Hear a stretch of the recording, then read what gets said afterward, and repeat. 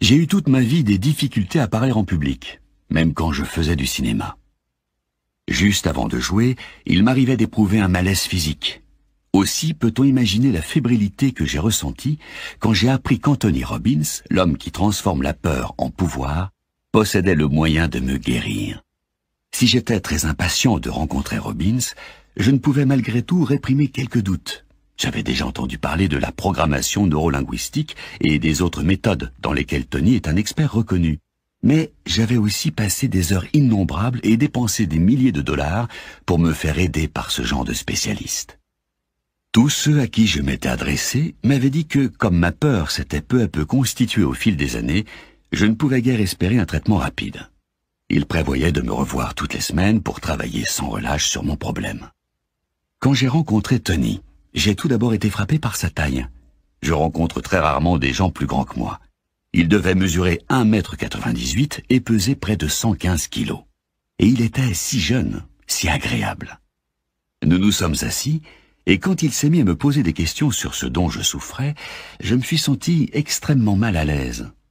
Puis il m'a demandé ce que je voulais et comment je voulais changer. J'ai alors eu l'impression que ma phobie se dressait pour se défendre, pour empêcher que ne se produise ce qui pouvait se produire.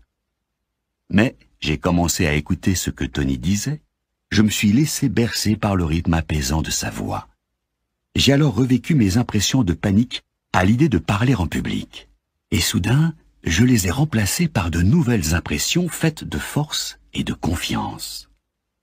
Tony m'a fait revenir en esprit à un moment où j'étais sur une estrade en train de prononcer un discours réussi. Pendant que je parlais mentalement, il me donnait des points d'ancrage. Les points d'ancrage sont des choses auxquelles je peux faire appel pour renforcer mon audace et ma confiance quand je parle. Tout cela vous sera expliqué dans le livre. Pendant les 3/4 d'heure que dura notre entretien, je suis resté les yeux fermés. De temps à autre, Tony me touchait les genoux et les mains pour me fournir des points d'ancrage physique. Quand cela a été fini, je me suis mis debout. Je ne m'étais jamais senti aussi détendu, aussi calme et paisible. Je n'éprouvais aucune sensation de faiblesse. J'avais désormais suffisamment confiance en moi pour participer, comme on me l'avait demandé, à une émission de la télévision luxembourgeoise qui a une audience potentielle de 450 millions de personnes. Si les méthodes de Tony produisent des résultats aussi extraordinaires sur les autres qu'elles en ont produit sur moi, des gens du monde entier vont pouvoir en profiter. Il y a des individus qui sont alités, l'esprit habité par l'idée de la mort. Leurs médecins leur ont dit qu'ils avaient un cancer et ils en sont tellement bouleversés que leur corps en est envahi par le stress. Or, si la phobie dont je souffrais depuis toujours a pu être éliminée en 1 heure, les méthodes de Tony devraient aussi servir à ceux qui souffrent de toutes sortes de maux psychologiques ou physiques. Eux aussi peuvent être soulagés de leur peur, de leurs tensions et de leurs angoisses.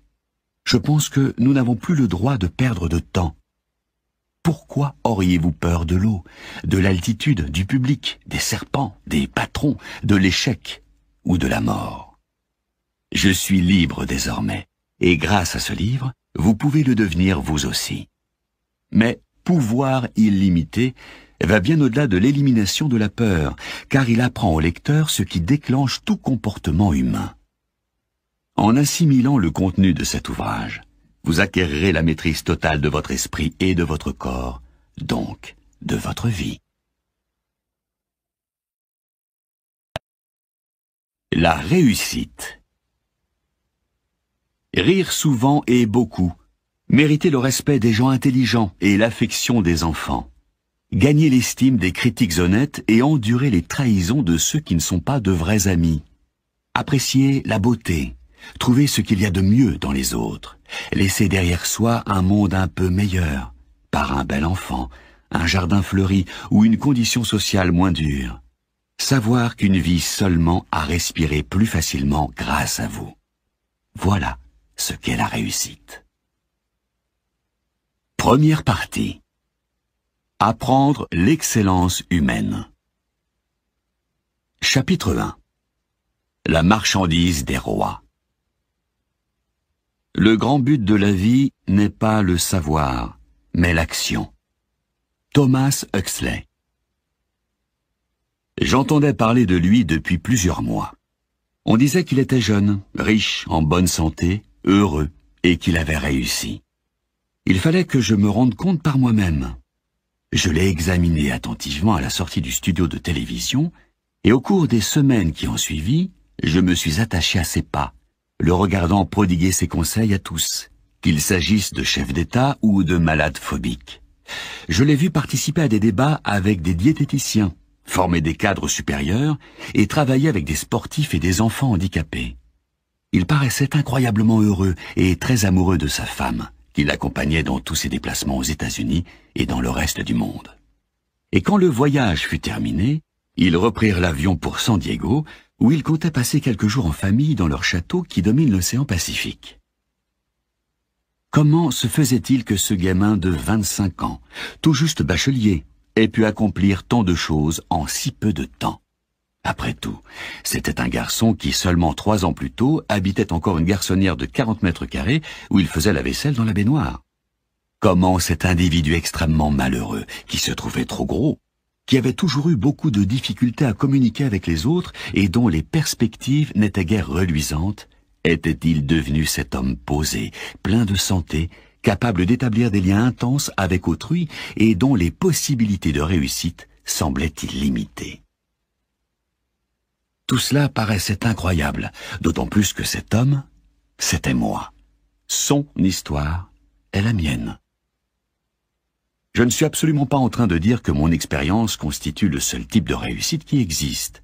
Il est bien évident que nous avons tous des idées et des rêves différents sur ce que nous voulons faire de notre vie.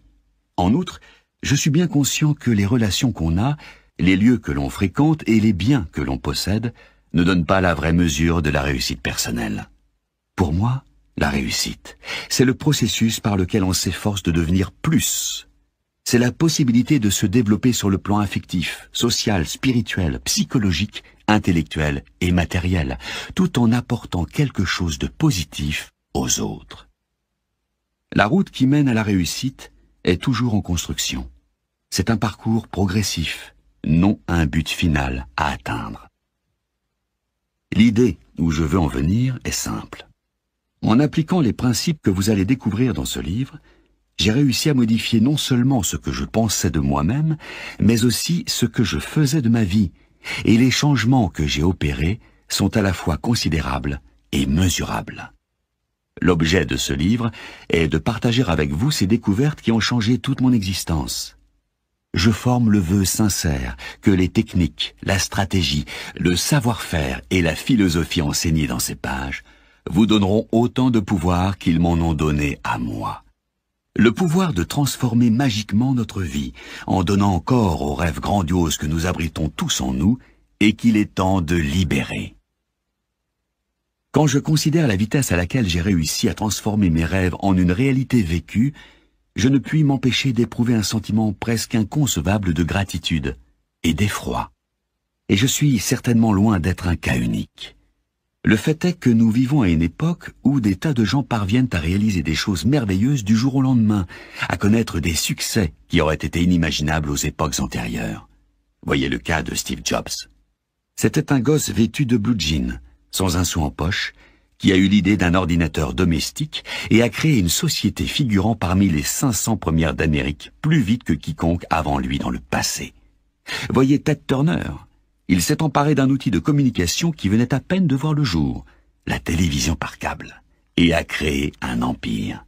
Voyez des gens du show business comme Steven Spielberg ou Bruce Springsteen, ou des hommes d'affaires comme Lee Iacocca ou Ross Perot.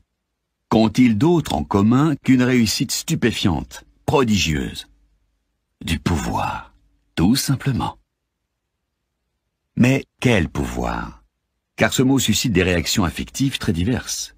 Pour certaines personnes, le pouvoir a une connotation péjorative. Il y a des gens qui sont assoiffés de pouvoir, d'autres qui se sentent souillés par ce qu'ils considèrent comme quelque chose de vénal et de suspect. Quelle quantité de pouvoir voulez-vous?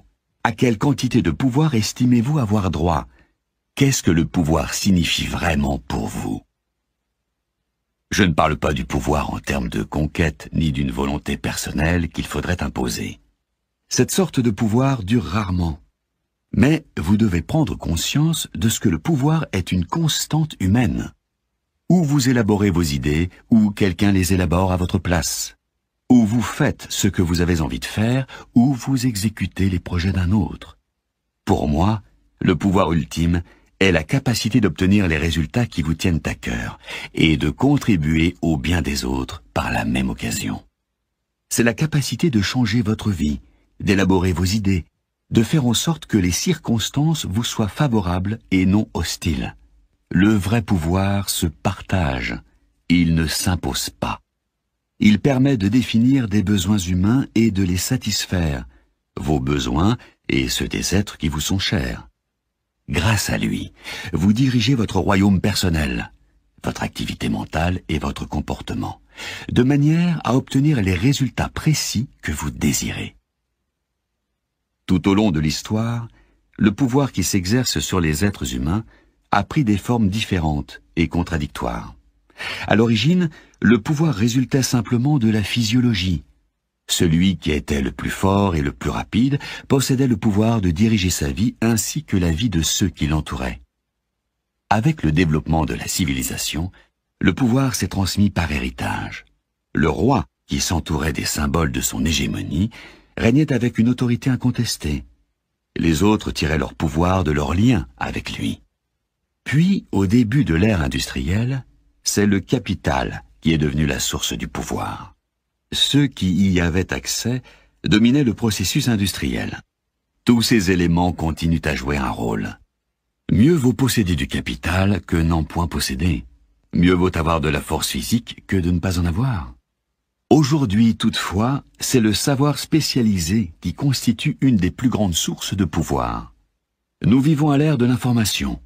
Nous ne sommes plus essentiellement dans une civilisation industrielle, mais dans une civilisation de la communication. Nous sommes à une époque où des idées, des conceptions et des courants nouveaux modifient le monde presque quotidiennement, qu'ils soient fondamentaux, comme la physique quantique, ou triviaux, comme le hamburger le mieux vendu. S'il y a une chose qui caractérise le monde moderne, c'est le flux massif, presque inimaginable, d'informations, et par conséquent de changements. Grâce aux livres, aux films, à la télévision ou aux puces informatiques, cette information nous parvient sous la forme d'une avalanche de données à voir, à entendre et à sentir. Dans notre société, ceux qui possèdent l'information et les moyens de la communiquer disposent de ce dont le roi disposait, un pouvoir illimité. Comme a pu l'écrire John Galbraith, l'argent était le combustible de la société industrielle. Mais dans la société d'information, le combustible, le pouvoir, c'est le savoir. On voit désormais apparaître une nouvelle structure de classe répartie entre ceux qui possèdent l'information et ceux qui doivent fonctionner à partir de l'ignorance. Cette nouvelle classe tient son pouvoir non pas de l'argent ni de la terre, mais du savoir. C'est ainsi qu'aujourd'hui, la clé du pouvoir est à la disposition de tous. À l'époque médiévale, si l'on n'était pas roi, on risquait d'avoir beaucoup de mal à le devenir. Au début de la révolution industrielle, si l'on ne possédait pas de capital, les chances d'en amasser étaient extrêmement minces. Mais aujourd'hui, n'importe quel garnement en blue jean peut créer une société qui transformera le monde. Désormais, l'information est la marchandise des rois. Ceux qui ont accès à certaines formes de savoir spécialisés peuvent se transformer eux-mêmes et, dans une large mesure, transformer notre monde. Cela nous amène à une question évidente. Il est certain qu'aux États-Unis, les différents savoirs spécialisés qui peuvent jouer sur la qualité de notre vie sont accessibles à n'importe qui. On les trouve dans toutes les librairies, tous les magasins de vidéos, toutes les bibliothèques. On peut les obtenir grâce à des conférences, des stages et des cours. Et qui n'a pas envie de réussir? La liste des best-sellers est pleine de recettes qui garantissent l'accomplissement individuel. Chef d'entreprise en 1 minute, à la recherche de l'accomplissement, ce que vous n'apprendrez pas dans les grandes écoles de commerce, les méga-tendances, le tremplin vers l'infini. Et je pourrais continuer. L'information est donc disponible. On se demande alors pourquoi certaines personnes obtiennent des résultats fabuleux alors que d'autres se contentent de végéter. Pourquoi ne sommes-nous pas tous doués de pouvoir, heureux, riches, en bonne santé? Pourquoi ne réussissons-nous pas tous dans la vie? La raison en est que même à l'ère de l'information ne suffit pas. Si nous n'avions besoin que d'idées et de propositions constructives, nous aurions tous eu un poney quand nous étions enfants, et nous aurions tous à présent la vie dont nous avons toujours rêvé. L'action est ce qui crée toutes les grandes réussites. L'action est ce qui donne des résultats. Le savoir n'est qu'un pouvoir potentiel jusqu'à ce qu'il tombe entre les mains de celui qui sait comment se mettre en condition de prendre des mesures efficaces. En fait, la définition littérale du mot « pouvoir » est « capacité d'agir ». Nous nous laissons piéger mentalement quand nous croyons que les gens doivent leur réussite à un don particulier. Car lorsque nous y regardons de plus près, nous nous apercevons que tous ceux qui connaissent un succès exceptionnel ont un trait commun. Ils savent avant tout se mettre en état d'agir. Ce don, n'importe lequel d'entre nous peut le développer. D'autres, après tout, en savaient autant que Steve Jobs sur l'informatique. D'autres auraient pu prévoir, comme Ted Turner, le potentiel économique énorme du câble. Mais Turner et Jobs ont su agir, et ce faisant, ils ont transformé le rapport qu'ont beaucoup d'entre nous avec le monde. Ce que nous faisons dans la vie est déterminé par la façon dont nous communiquons avec nous-mêmes. Dans le monde moderne, la qualité de la vie dépend de la qualité de notre communication. Nous produisons tous deux types de communication qui modèlent notre rapport à l'existence. Tout d'abord, nous établissons des communications internes, les choses que nous imaginons et que nous ressentons à l'intérieur de nous-mêmes. Ensuite, nous établissons des communications externes, mots, intonations, expressions du visage, posture du corps et actions physiques par lesquelles nous communiquons avec le monde. Toute communication que nous émettons est une action, une cause mise en mouvement. Et toutes les communications produisent un effet sur nous-mêmes et sur les autres. La communication est un pouvoir.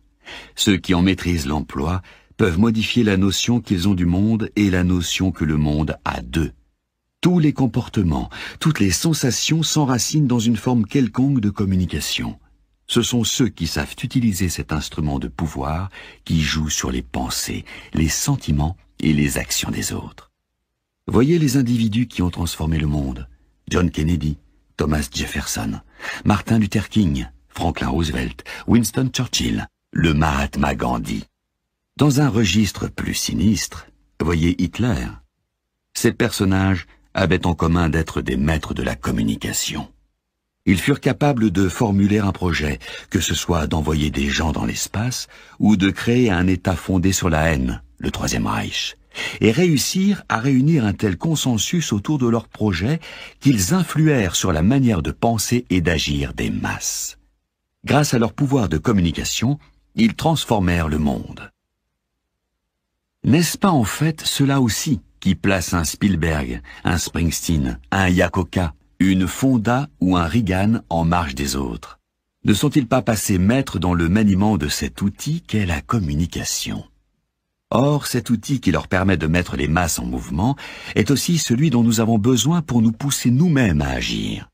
Notre niveau de maîtrise de la communication avec le monde extérieur déterminera notre niveau de réussite avec les autres, sur le plan personnel, affectif, social et financier.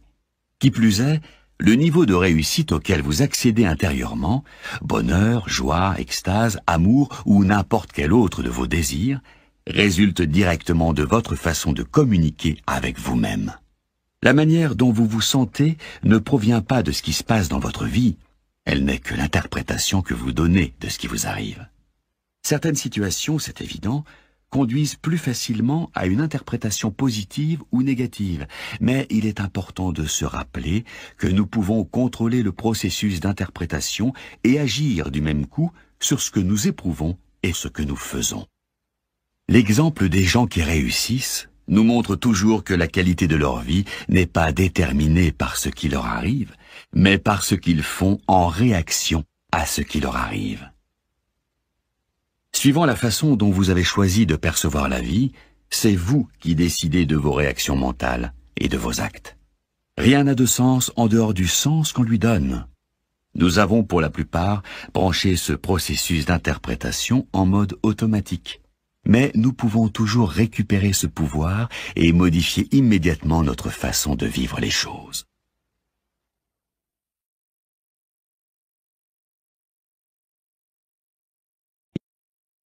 Ce livre traite de mesures efficaces, ciblées, cohérentes, qui permettent, lorsqu'on les prend, d'obtenir des résultats époustouflants. Si je devais vous expliquer en 3 mots de quoi traite ce livre, je dirais « donner des résultats ». Réfléchissez-y. Est-ce vraiment cela qui vous intéresse? Désirez-vous changer ce que vous pensez de vous-même et du monde? Désirez-vous devenir un meilleur communicateur, mieux aimer les autres, apprendre plus vite, avoir une meilleure santé ou gagner plus d'argent?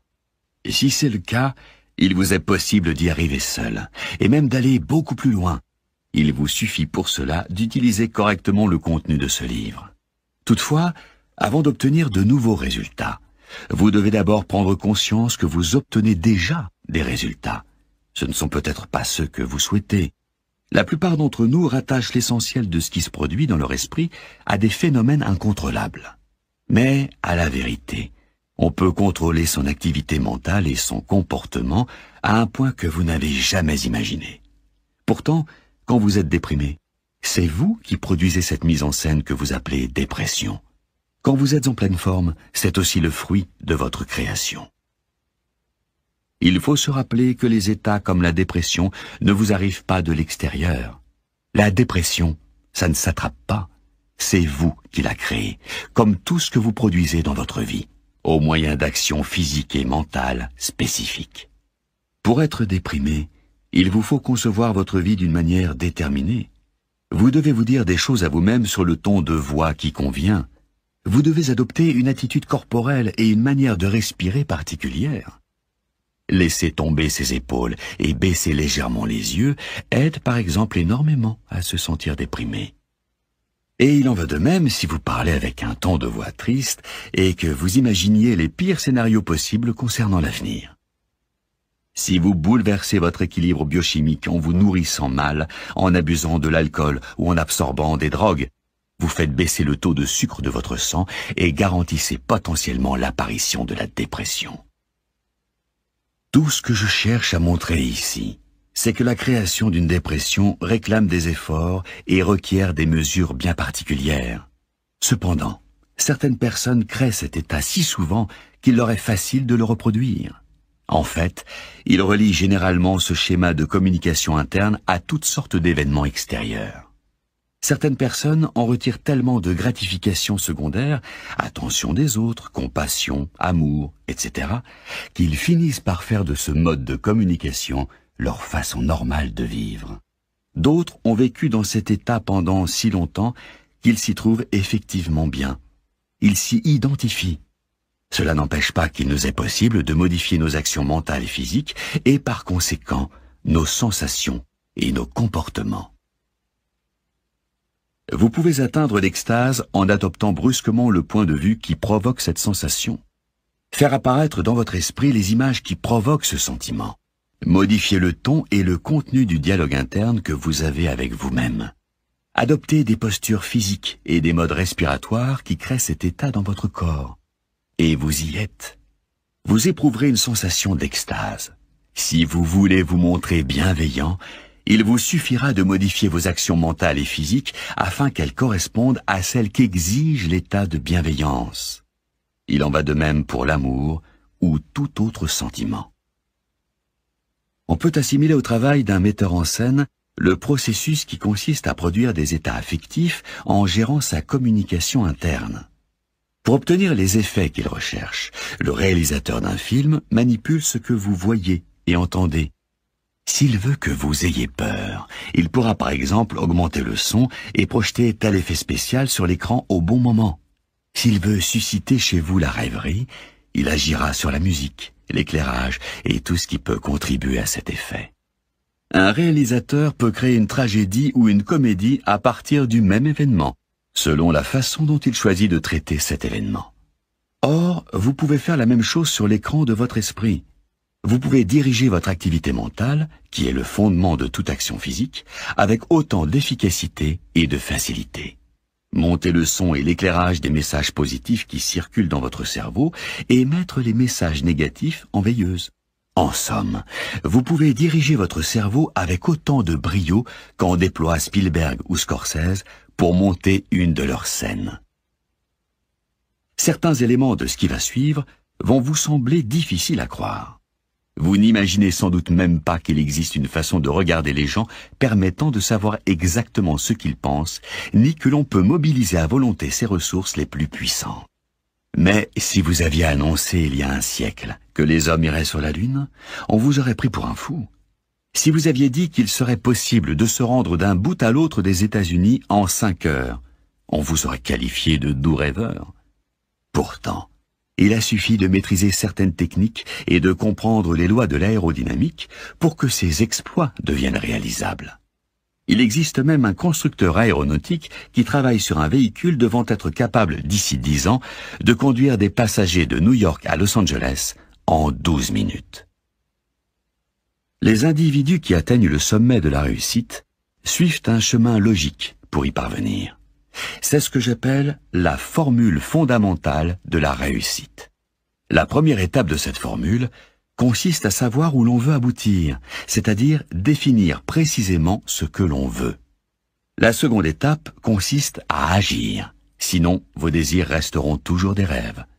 Vous devez prendre les mesures qui, selon vous, offriront la meilleure possibilité de produire l'effet recherché.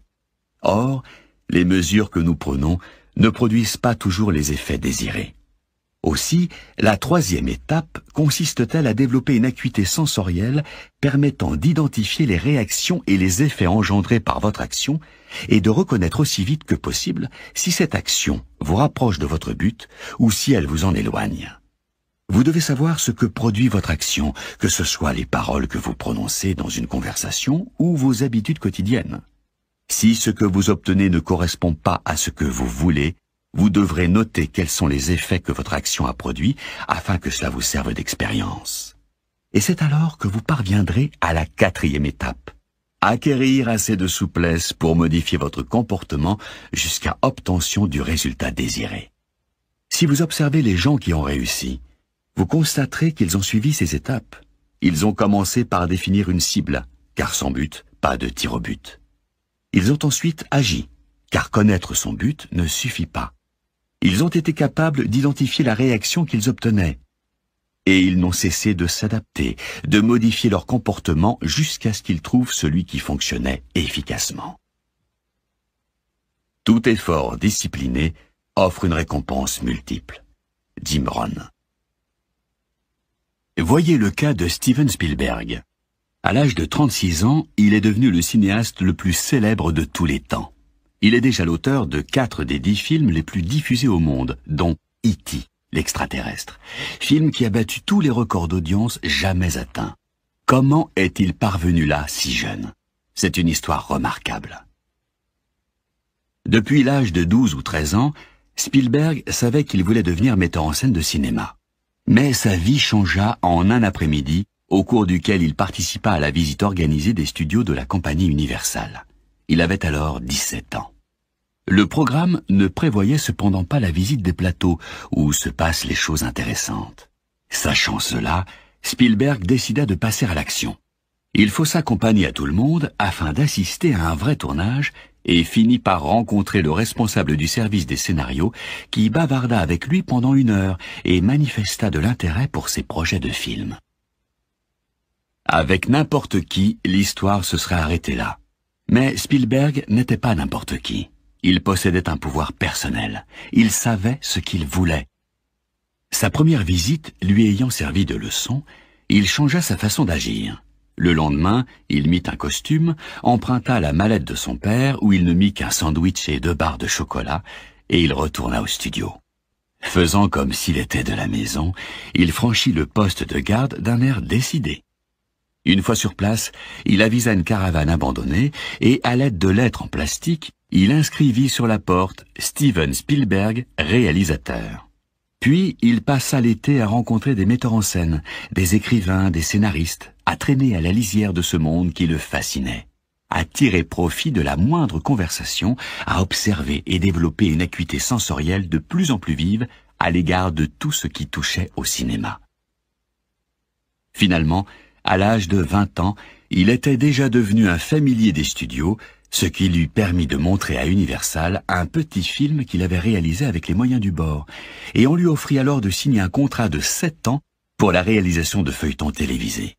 Son rêve était devenu réalité. Spielberg avait-il appliqué la formule fondamentale de la réussite? Sans aucun doute. Il possédait ce don particulier, savoir ce qu'il voulait. Il savait quand son action le rapprochait ou l'éloignait de son but, et il possédait cette souplesse qui permet de modifier son comportement de manière à obtenir ce que l'on veut. D'ailleurs, tous ceux qui réussissent font la même chose. Ils ne cessent de s'adapter jusqu'à ce qu'ils aient la vie qu'ils souhaitaient.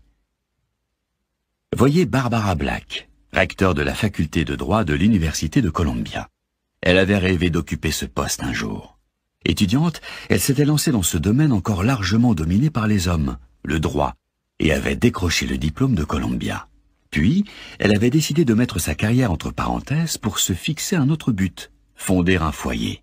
9 ans plus tard, elle estimait qu'elle était de nouveau prête à poursuivre sa carrière, s'inscrivait à un cours de 3e cycle à Yale et acquérait les compétences d'enseignante, de chercheuse et d'écrivain qui devaient l'amener à occuper le poste dont elle avait toujours eu envie. Elle avait élargi l'horizon de ses convictions, changé sa façon de voir les choses et réussi à combiner la poursuite de 2 objectifs. Et elle est maintenant recteure d'une des facultés de droit les plus prestigieuses des États-Unis. Elle a su sortir du moule conventionnel et a montré qu'il était possible de le faire à tous les niveaux. A-t-elle appliqué la formule fondamentale de la réussite? Bien entendu. Sachant ce qu'elle voulait, elle a essayé une solution et quand ça ne donnait rien, n'a cessé de s'adapter jusqu'à trouver l'équilibre entre ses différentes raisons de vivre. Et outre ses fonctions à la tête d'une importante université, elle remplit parfaitement ses rôles de mère et de maîtresse de maison. Autre exemple. Savez-vous comment le colonel Sanders a bâti l'empire qui a fait de lui un millionnaire tout en bouleversant les habitudes gastronomiques d'une nation? Quand il a commencé, il n'était qu'un simple retraité qui connaissait une recette de poulet frit. Un point c'est tout. Il avait eu un petit restaurant qui allait droit à la faillite depuis que l'on avait détourné la route au bord de laquelle il se trouvait. Mais lorsqu'il reçut son premier chèque du chômage, il décida de voir s'il ne pourrait pas gagner un peu d'argent en vendant sa recette. Il pensa tout d'abord à la vendre à des restaurateurs, contre un pourcentage sur leurs bénéfices. Ce n'est peut-être pas la solution la plus réaliste pour fonder une affaire. Et le fait est qu'il ne fut pas propulsé immédiatement au firmament de la célébrité. Il sillonnait le pays en tous sens, dormant dans sa voiture, essayant de trouver quelqu'un qui fût prêt à le soutenir. Il sonnait à toutes les portes, modifiait son projet à chaque instant. 1000 fois on lui ferma la porte au nez, jusqu'au jour où le miracle se produisit. Quelqu'un lui dit « Oui, le colonel était lancé ». Combien d'entre vous connaissent une recette de cuisine? Combien d'entre vous ont la force physique et le charisme d'un vieil homme râblé, vêtu d'un complet blanc? Beaucoup. Mais le colonel Sanders a fait fortune parce qu'il possédait la capacité de prendre le taureau par les cornes et d'agir avec détermination. Il possédait ce pouvoir personnel nécessaire pour atteindre le but recherché. Il possédait cette capacité de s'entendre répondre non 1 millier de fois et de continuer à communiquer avec lui-même de manière à se convaincre de frapper à la porte suivante, avec la certitude qu'elle pouvait être celle où on lui dirait oui. Tout ce que contient ce livre vise à fournir à votre cerveau les signaux qui vous donneront le pouvoir d'agir de la manière la plus efficace possible. Je dirige presque chaque semaine un séminaire de 4 jours appelé « La révolution de l'esprit ». Dans ce séminaire, nous enseignons toutes sortes de choses, depuis la façon de faire fonctionner son cerveau le plus efficacement possible, jusqu'à la manière de se nourrir, de respirer et faire de la gymnastique afin de développer au maximum son énergie personnelle. De la peur au pouvoir, tel est le titre que nous avons donné à la première soirée de ce séminaire, qui a pour but d'apprendre aux gens à agir au lieu de se laisser arrêter par la peur. Et le 4e jour, nous leur offrons la possibilité de marcher sur le feu, c'est-à-dire de franchir pieds nus 4 mètres de charbons ardents dont la température varie entre 650 et 1100 degrés. Dans les groupes avancés, il y a même des gens qui traversent parfois des lits de braise de près de 15 mètres de long. La fascination des médias pour la marche sur le feu a, j'en ai peur, détourné le sens de mon message. L'objectif n'est pas de marcher sur le feu. Autant savoir tout de suite qu'il n'y a pas grand-chose à retirer sur le plan économique ou social d'une déambulation extatique sur une couche de charbons ardents. La marche sur le feu est une expérience de pouvoir personnel, un exemple des possibilités que nous recelons en nous et une occasion d'obtenir des résultats qu'on avait cru jusque-là inaccessibles. Depuis des milliers d'années, les hommes pratiquent diverses formes de marche sur le feu. Dans certaines parties du monde, c'est un acte mystique. Quand je dirige une marche sur le feu, cela ne correspond pas à une pratique religieuse au sens habituel du terme, mais c'est une expérience de croyance. Cela montre aux gens de la manière la plus physique qui soit qu'ils peuvent changer, croître, grandir, faire des choses qu'ils n'auraient jamais cru possibles. Cela leur apprend que leurs plus grandes peurs et leurs limites ne leur sont imposées que par eux-mêmes. La question de savoir si vous pouvez marcher sur le feu ou non tient à votre capacité de communiquer avec vous-même d'une manière qui vous conduise à agir, malgré toutes les peurs programmées en vous devant ce qui peut arriver. La leçon est simple. Vous pouvez faire quasiment tout ce que vous voulez, du moment que vous réussissez à mobiliser les ressources vous permettant de croire à ce que vous voulez faire et de prendre les mesures utiles. Tout cela aboutit à une idée simple. Le succès n'arrive pas par hasard. La différence entre ceux qui obtiennent des résultats positifs et ceux qui n'en obtiennent pas ne tient pas à un vulgaire coup de dé. Il existe des schémas d'action cohérents, logiques, des voies spéciales qui mènent à la réussite et sont à la portée de nous tous. Nous sommes capables de libérer la magie que nous recelons en nous.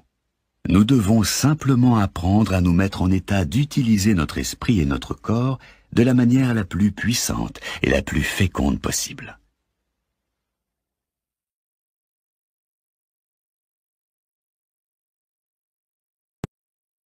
Vous êtes-vous déjà demandé ce qu'un Spielberg ou un Springsteen pouvaient bien avoir en commun?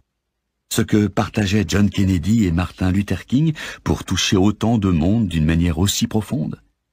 Qu'est-ce qui place Ted ou Tina Turner à part? Sans parler de Pete Rose ou de Ronald Reagan. La capacité de prendre les mesures efficaces pour réaliser leurs rêves.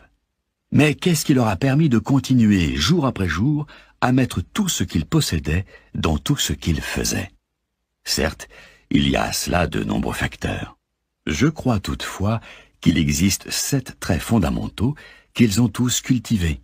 7 caractéristiques qui les ont conduits à faire ce qu'il fallait pour réussir. Il s'agit des 7 mécanismes de base susceptibles de vous assurer le succès à vous aussi. Trait numéro 1, la passion. Tous ces individus se sont découverts une raison dévorante, dynamisante, presque obsédante, de faire plus, de se dépasser, de se surpasser. Elle leur a donné l'énergie nécessaire pour capter leur vrai potentiel. C'est la passion qui a poussé un Pete Rose à foncer tête la première chaque fois qu'il le fallait. C'est la passion qui distingue les actions d'un Ted Turner de celles de tant d'autres. C'est la passion qui conduit des informaticiens à consacrer des années de labeur pour opérer ces percées scientifiques qui ont permis à des hommes et à des femmes de se lancer dans l'espace et d'en revenir. C'est la passion qui pousse certains à se coucher tard et à se lever tôt. C'est de passion dont les gens ont envie dans leurs relations. La passion donne à la vie sa force, son sens et son piment. Pas d'aspiration grandiose sans passion, qu'il s'agisse de celle d'un athlète, d'un artiste, d'un savant, d'un parent ou d'un homme d'affaires. Nous verrons plus loin, au chapitre 11, comment libérer la force intérieure qui fait naître la passion. Trait numéro 2, la conviction. Tous les ouvrages religieux de la planète parlent du pouvoir de la foi et de la conviction. Ce sont leurs convictions intérieures qui distinguent en grande partie ceux qui accomplissent une œuvre de ceux qui ne font rien. Les convictions que nous possédons sur ce que nous sommes et ce que nous pouvons devenir déterminent avec précision ce que nous serons. Si nous croyons à la magie, nous aurons une vie magique. Si nous pensons que notre vie est limitée, nous donnons aussitôt une réalité à ces limites. Ce que nous croyons vrai, ce que nous croyons possible, devient vrai et possible. Ce livre vous fournit un moyen scientifique de transformer rapidement vos convictions afin qu'elles vous aident à réaliser vos désirs les plus chers. Beaucoup de gens sont passionnés, mais à cause des limites qu'ils croient leurs, ils n'agissent jamais de façon à ce que leurs rêves se réalisent. Les individus qui réussissent savent ce qu'ils veulent et ont la conviction qu'ils peuvent l'obtenir. Nous verrons au chapitre 4 et 5 ce que sont les convictions et comment s'en servir. Trait numéro 3. La stratégie. La passion et la conviction fournissent la force de propulsion qui conduit à la réussite. Mais cette force de propulsion ne suffit pas. Si c'était le cas, on se contenterait d'approvisionner les fusées en carburant et de les lancer à l'aveuglette dans l'espace. Outre le carburant, il faut une direction. La notion d'une progression logique. Pour réussir à atteindre notre but, nous avons besoin d'une stratégie. J'appelle stratégie la façon dont nous utilisons nos ressources. Quand Steven Spielberg a décidé de devenir cinéaste, il a tracé un itinéraire qui devait le conduire vers l'empire qu'il avait décidé de conquérir. Il a déterminé ce qu'il désirait apprendre, qui il voulait rencontrer et ce qu'il devait faire. Il avait une passion et une conviction, mais il avait aussi la stratégie qui devait lui permettre d'en tirer le meilleur profit.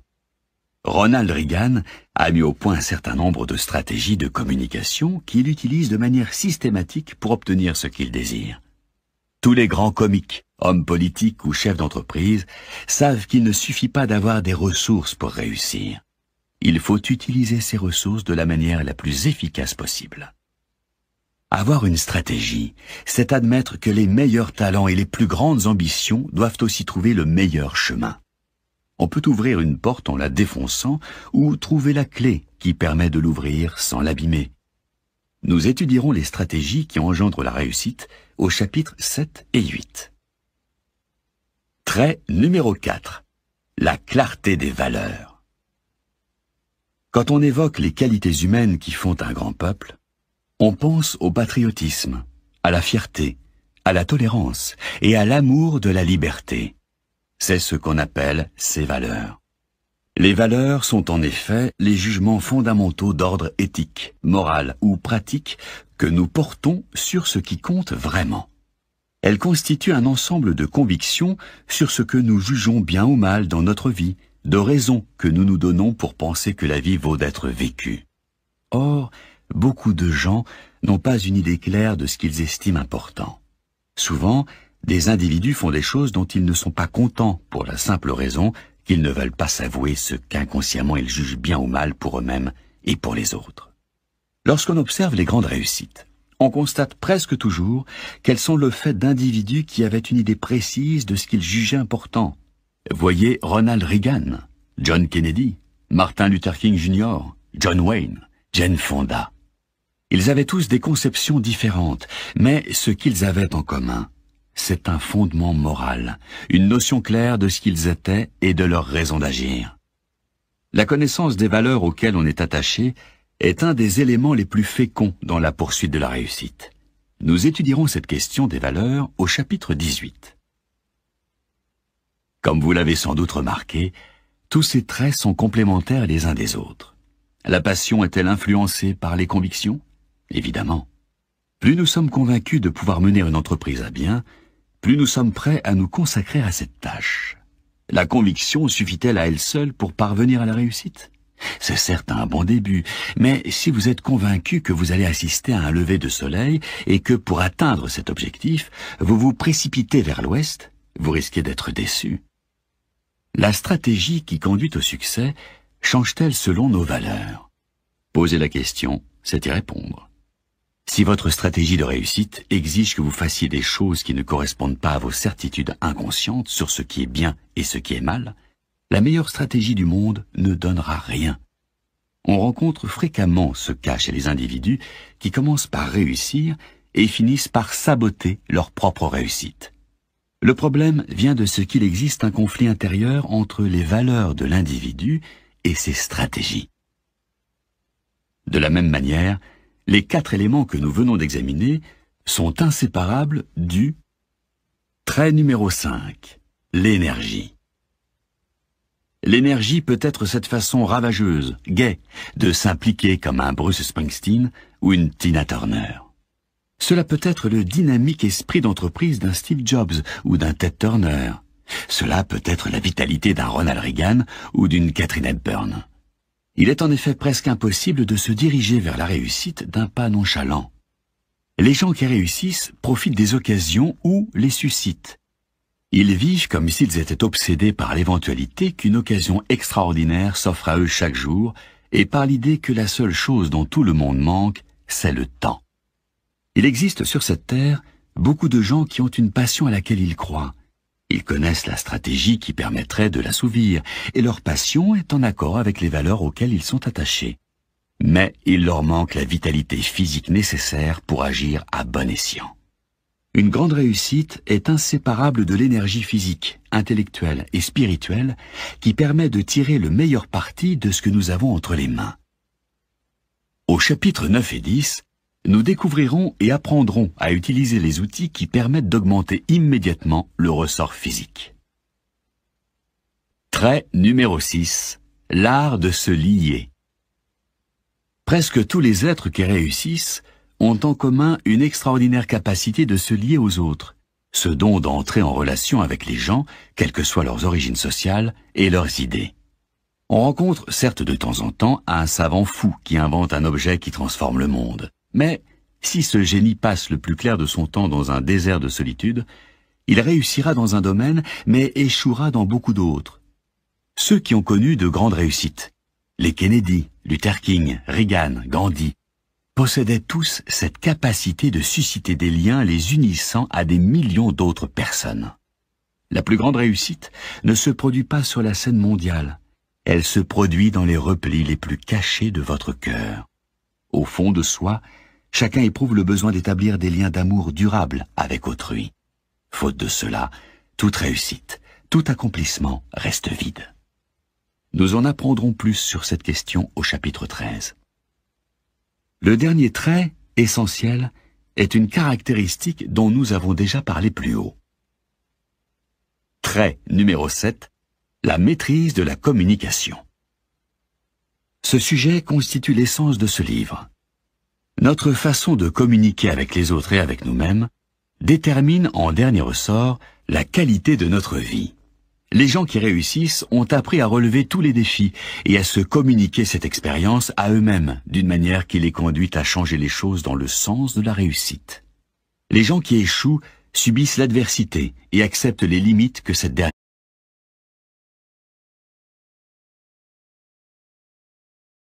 leur impose. Les êtres qui modèlent notre vie et notre culture sont aussi des maîtres de la communication extérieure. Ce qu'ils ont en commun, c'est la capacité de communiquer une vision, une quête, une joie ou une mission. La maîtrise de la communication, c'est ce qui fait un grand artiste, un grand homme politique, un grand professeur ou un parent merveilleux. D'une manière ou d'une autre, presque tous les chapitres de ce livre concernent la communication, l'art de combler des fossés, d'ouvrir de nouvelles voies, de partager de nouvelles visions. La première partie de cet ouvrage vous montrera comment prendre en charge et gérer votre esprit et votre corps avec une efficacité jamais atteinte auparavant. Nous travaillerons sur des facteurs qui touchent à la manière dont vous communiquez avec vous-même. Dans la deuxième partie, nous étudierons comment découvrir ce que vous attendez vraiment de la vie, comment communiquer plus efficacement avec les autres et comment être en mesure d'anticiper les types de comportements qu'adoptent systématiquement certaines catégories de personnes. La troisième partie examine dans une perspective plus globale notre comportement, nos motivations et ce que nous pouvons accomplir au niveau non plus personnel, mais général. Elle traite de l'utilisation des talents que vous avez cultivés pour devenir un meneur d'hommes. Quand j'ai écrit ce livre, mon objectif était de réaliser un manuel du développement humain, un ouvrage bourré de tout ce qu'il y a de mieux et de plus récent en matière de techniques de transformation de l'homme. Je voulais vous armer des savoir-faire et des stratégies, vous permettant de changer tout ce que vous vouliez changer, plus vite que vous n'aviez jamais imaginé pouvoir le faire. Je voulais vous donner la possibilité très concrète d'améliorer la qualité de votre vie. Je voulais aussi rédiger un ouvrage auquel vous pourriez revenir continuellement et dans lequel vous trouveriez toujours quelque chose d'utile. J'étais conscient que tous les sujets que je désirais aborder auraient pu faire chacun l'objet d'un livre. Mais je voulais toutefois vous fournir une information complète, un outil qui puisse vous servir dans tous les domaines. J'espère que ce livre sera pour vous tout cela à la fois. Quand le manuscrit en a été achevé, les commentaires des premiers lecteurs ont été très encourageants, sauf sur un point. Plusieurs personnes m'ont dit en effet « Vous avez fait 2 livres en un, pourquoi ne pas le couper en 2, publier le premier maintenant et faire paraître l'autre comme une suite, 1 an plus tard ?» Mon but était de fournir au lecteur une information de qualité aussi abondante que possible et le plus vite possible. Je ne voulais pas vous transmettre ce savoir-faire au compte-gouttes. En outre, ayant appris par diverses enquêtes que moins de 10% des acheteurs de livres poussaient leur lecture au-delà du premier chapitre, je craignais que certaines personnes ne s'arrêtent avant les parties que je juge les plus intéressantes. Tout d'abord, j'ai refusé de croire à ce chiffre. Puis, je me suis rappelé que moins de 3% des Américains jouissent d'une relative indépendance financière, que moins de 10% d'entre eux se sont fixés des buts à atteindre, que seulement 35% des femmes et une proportion encore moindre des hommes estiment qu'elles sont en bonne condition physique, et enfin qu'un mariage sur 2 aboutit à un divorce. Il y a donc en somme très peu de gens qui mènent la vie dont ils avaient rêvé. Pourquoi ? Parce qu'y parvenir exige un effort systématique, une action soutenue. On demandait un jour à Bunker Hunt, le milliardaire du pétrole texan, s'il avait un conseil à donner aux gens qui veulent réussir. Il répondit que la réussite était une chose simple. Premièrement, choisir ce qu'on veut avec précision. Deuxièmement, décider qu'on est prêt à payer le prix pour l'avoir. Et payer ce prix. Si vous ne franchissez pas ce deuxième pas, vous n'obtiendrez jamais ce que vous désirez à long terme. Pour désigner ceux qui savent ce qu'ils veulent et sont prêts à payer le prix pour l'obtenir, j'emploie volontiers l'expression « la minorité qui agit », par opposition à la majorité qui parle. Aussi, en vous invitant à jouer avec les données de ce livre, à les lire de bout en bout, à partager avec d'autres ce que vous aurez appris et à en retirer 1000 satisfactions, je suis bien conscient de vous lancer un défi. Saurez-vous le relever? J'ai mis l'accent dans ce chapitre sur la primauté de l'action. Mais il existe de nombreuses manières d'agir. Elles relèvent pour la plupart du coup par coup. Beaucoup de gens qui ont connu une grande réussite la doivent à ce qu'ils ont su s'adapter et se réadapter un nombre de fois incalculable jusqu'à ce qu'ils aient obtenu ce qu'ils cherchaient. La méthode du coup par coup est excellente, sauf sur un point. Elle demande une énorme quantité de la seule ressource dont personne n'aura jamais trop, le temps. Et s'il existait un moyen d'agir en accélérant la phase de l'apprentissage? Et si je parvenais à vous enseigner ce que les gens ayant réussi ont appris avant vous? Et si vous pouviez découvrir en quelques minutes ce que certains ont mis des années à perfectionner? Le moyen d'y parvenir consiste à se modeler sur les autres, à reproduire exactement leur conduite exemplaire. Mais que font-ils qui les placent en marge de tous ceux qui se contentent de rêver de la réussite? C'est ce que nous allons voir maintenant.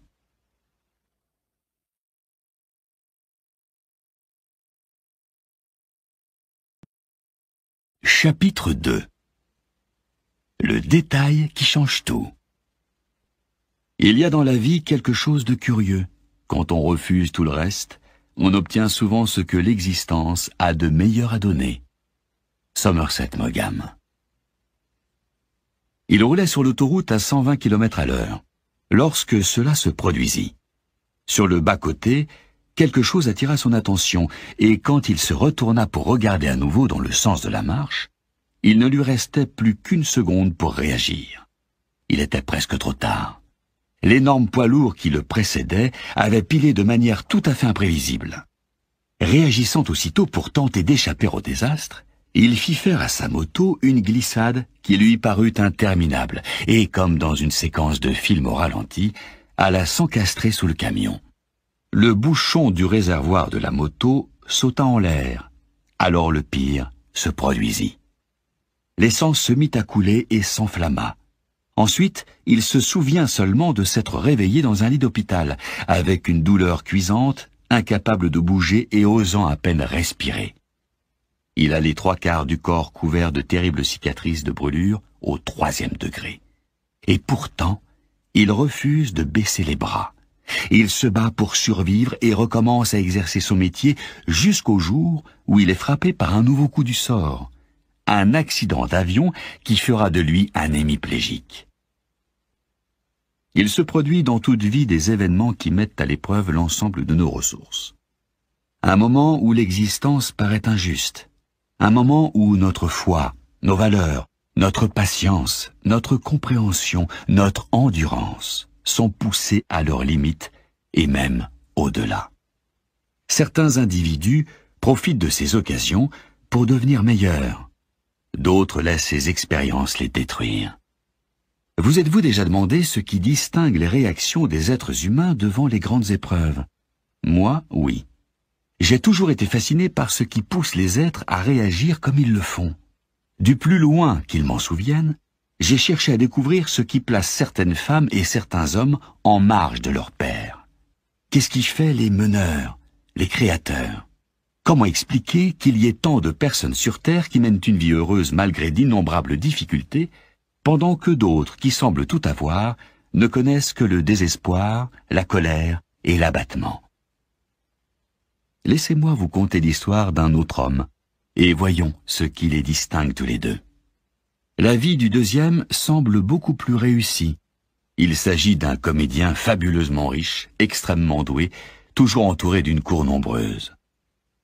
À 22 ans, il est membre de la célèbre troupe Second City de Chicago, dont il devient presque aussitôt la vedette. Puis, il est une des stars de la télévision des années 70 et l'une des plus grandes vedettes du cinéma américain, à qui chaque rôle rapporte des millions de dollars.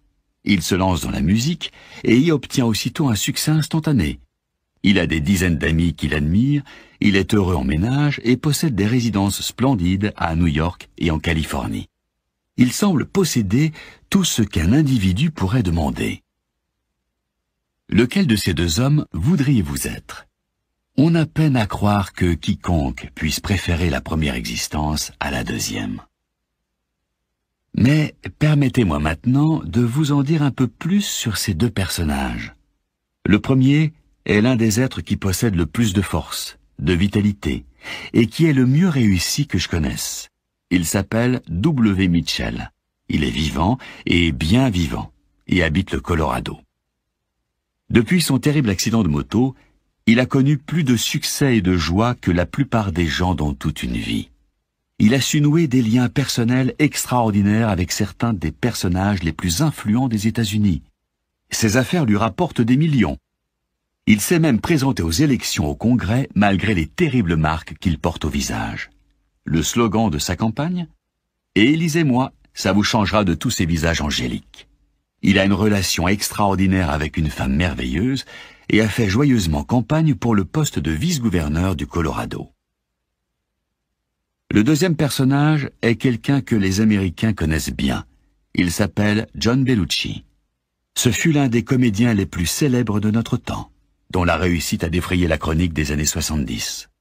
Belushi apporta la joie à des millions d'individus, sauf à lui-même.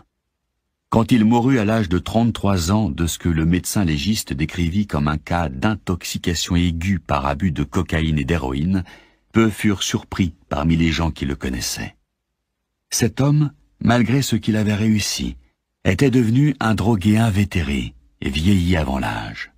Extérieurement, il avait tout. Intérieurement, il tournait à vide depuis des années. Les exemples analogues abondent. Avez-vous jamais entendu parler de Pete Strudwick? Né sans main ni pied, il a fini par devenir un coureur de marathon qui a déjà parcouru plus de 40 000 kilomètres.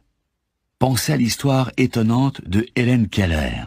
ou à celle de Candy Lightner, la fondatrice de la Ligue des mères contre l'alcool au volant.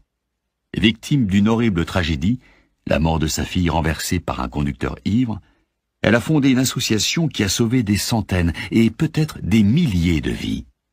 À l'autre extrême, pensez à des gens comme Marilyn Monroe ou Ernest Hemingway, individus qui ont connu un extraordinaire succès et ont fini par se détruire. Demandez-vous maintenant quelle différence il y a entre ceux qui ont et ceux qui n'ont pas, entre ceux qui peuvent et ceux qui ne peuvent pas. Pourquoi certaines personnes réussissent-elles à surmonter des difficultés inimaginables et font-elles de leur vie un triomphe, alors que d'autres, doués de tant d'atouts, font de leur vie un désastre? Pourquoi certains individus acceptent-ils toutes les expériences et les utilisent-ils à leur profit, alors que d'autres les retournent contre eux-mêmes? Qu'est-ce qui distingue W. Mitchell et John Bellucci? Quel est ce détail qui change tout? J'ai été obsédé par cette question toute ma vie. J'ai grandi dans un milieu où les ressources économiques étaient limitées, et je sais que cette expérience a suscité en moi beaucoup de frustration. Mais elle m'a aussi rendu infiniment curieux. J'ai vu des gens qui possédaient toutes sortes de richesses, physiques, sociales, affectives et professionnelles. Et j'ai voulu savoir pourquoi ils possédaient des choses que je n'avais pas. Il m'arrivait parfois de perdre le sommeil à force de me demander pourquoi certains avaient tant et d'autres si peu. Je voulais absolument comprendre, et c'est cette recherche qui a entièrement orienté ma vie. Une chose paraissait indéniable. Ce n'est pas ce qui se passe qui compte, mais la façon dont nous nous le représentons et dont nous y réagissons. Que faisons-nous quand il pleut un jour de pique-nique ? Que faisons-nous quand ça va mal malgré tous nos efforts? Les gens qui réussissent ne rencontrent pas moins de problèmes que ceux qui échouent. Les seuls individus sans problème reposent dans les cimetières. Ce n'est donc pas ce qui nous arrive qui distingue nos réussites de nos échecs. C'est la façon dont nous le percevons et dont nous réagissons à ce qui arrive qui change tout. Il n'y a pas très longtemps, je me trouvais sur une plage de Hawaï quand une énorme vague arriva et submergea 2 enfants avec une force incroyable. Tout le monde sur la plage observa l'incident avec inquiétude.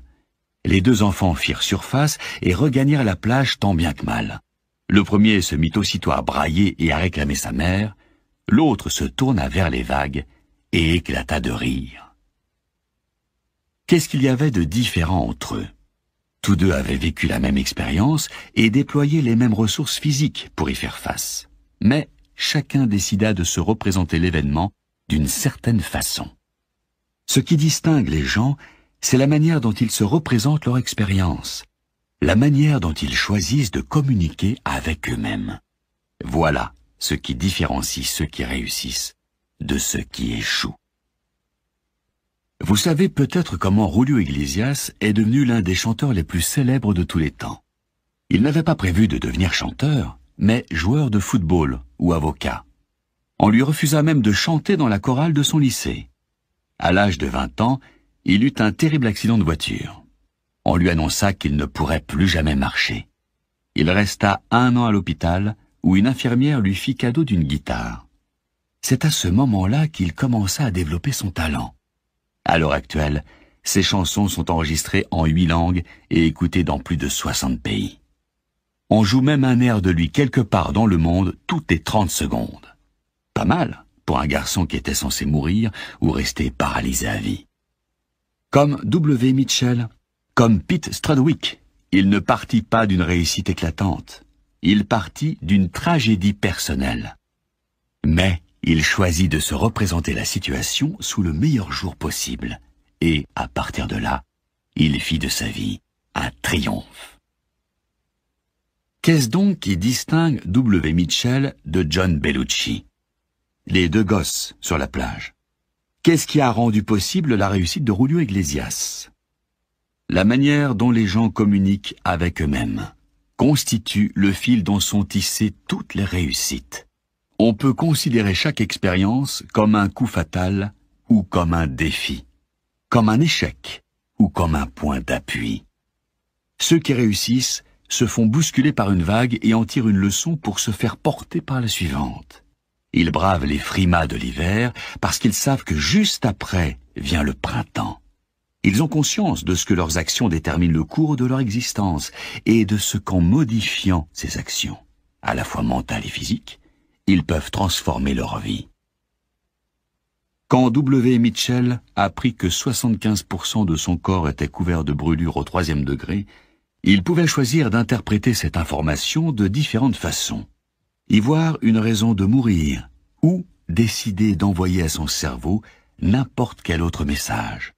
Il choisit de se dire que cet événement s'était produit à dessein et qu'il lui fournirait un jour l'occasion d'en tirer de grands avantages dans sa quête de la réussite.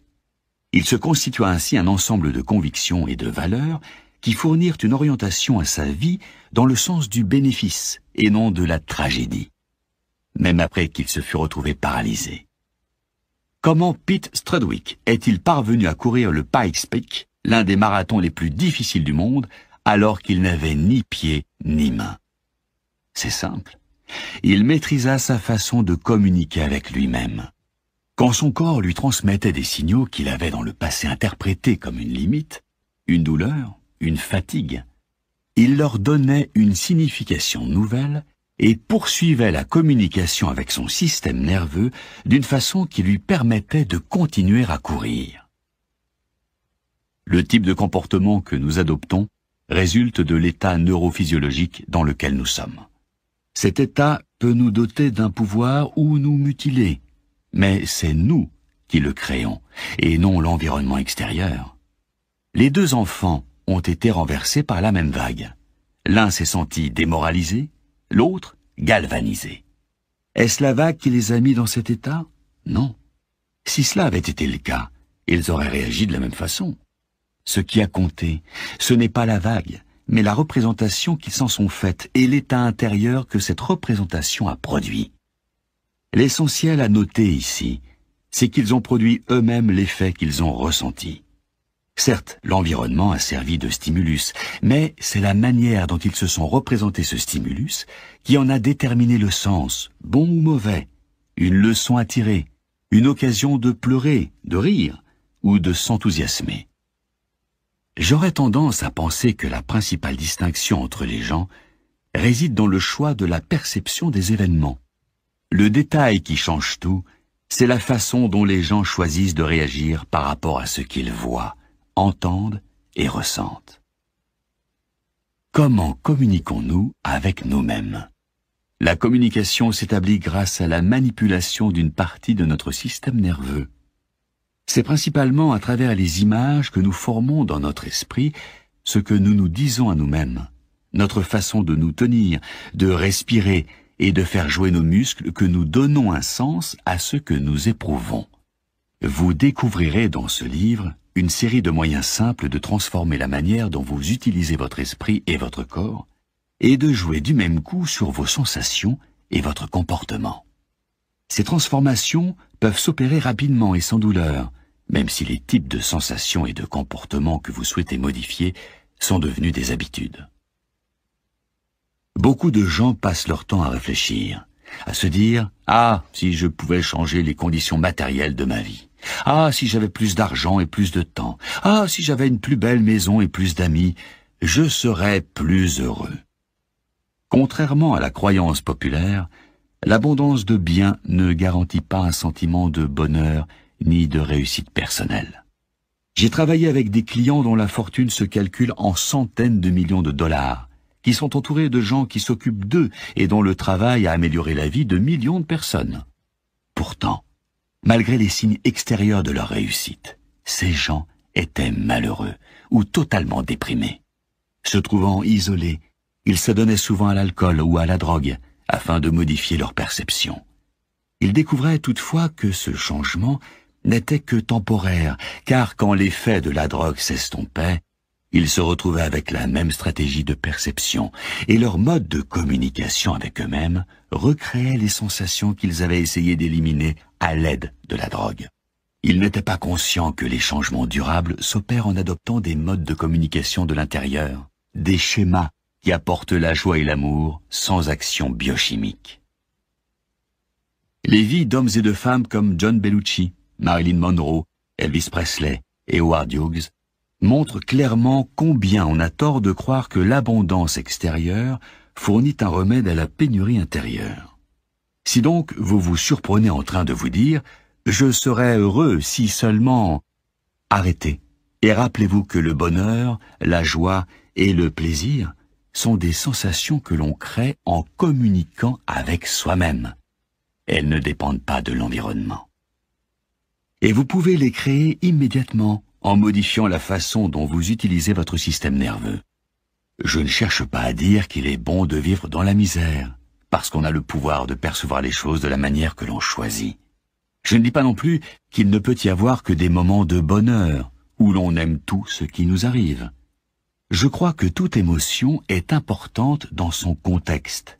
La vie est un équilibre. L'expérience de l'abondance à tous les niveaux, affectif, social, spirituel, physique et matériel, est un défi passionnant à relever. Vous avez le choix de vos sensations et de votre action dans toutes les situations. Il n'existe pas de limite dans le choix de nos perceptions, à l'exception de celles que nous nous imposons. Les choses ne changent pas, c'est nous qui changeons.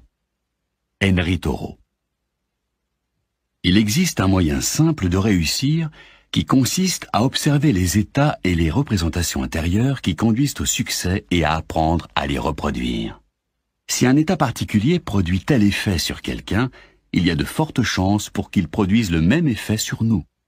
Dans ma recherche personnelle de l'épanouissement, je me suis engagé sur toutes les voies que j'ai rencontrées. J'ai étudié toutes les thérapies, toutes les techniques de pensée positive, toutes les formes de développement spirituel. Au bout d'un certain temps, j'ai commencé à avoir la nausée. Tout ce que je trouvais semblait une variante de 3 méthodes principales. La pensée positive, une forme de thérapie de décharge émotionnelle, comme le cri primal, ou le mysticisme oriental. Toutes avaient leurs vertus, mais aucune ne semblait exactement correspondre à ce que je recherchais.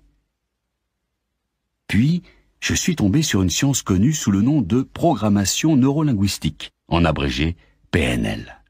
La PNL est l'étude de la façon dont le langage, à la fois verbal et non verbal, affecte le système nerveux. Toute action dépend de notre capacité à diriger notre système nerveux. Les gens qui produisent des effets remarquables sont ceux qui réussissent à établir des communications particulières avec et à travers leur système nerveux.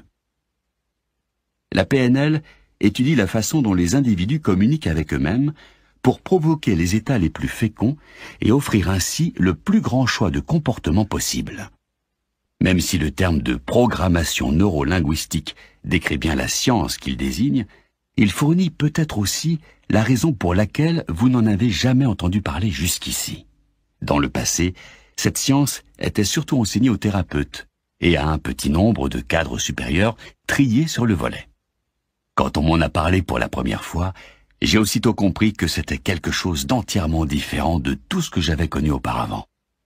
J'ai vu un praticien opérer avec une femme qui était en traitement depuis plus de 3 ans pour symptômes phobiques, et en moins de 3/4 d'heure, la phobie avait disparu. J'ai mordu à l'hameçon. J'ai décidé de tout apprendre sur le sujet. À propos, on obtient souvent le même résultat en 5 ou 10 minutes.